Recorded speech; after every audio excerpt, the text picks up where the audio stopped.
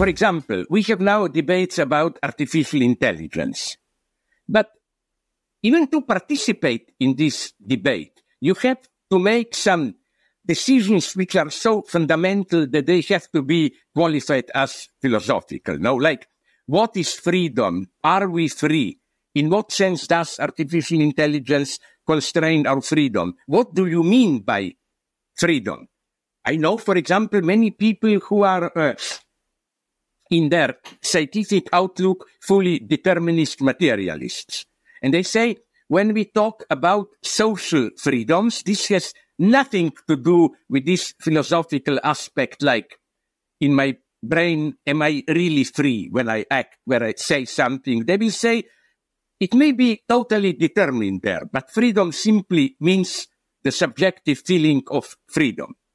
But I agree with those who claim that with today's, not only artificial intelligence, but also new options to control our mind, to interact directly with our mind, the two dimensions interact.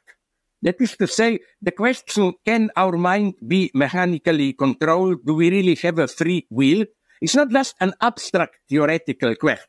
It has consequences for our social life and so on, because new forms of power, domination, control, and so on act already at this level, which we thought doesn't concern our everyday life, so that I don't get lost. What I'm saying is that the problems, big problems that confront us today, don't they compel us to reflect on the very basic terms that we use, especially terms which we use to diagnose our situation or to explain based on what is our criticism. Like when I said technology is constraining our freedom, my immediate reaction is, okay, what do you mean by freedom? And so on and so on. So here, I think, philosophy is needed.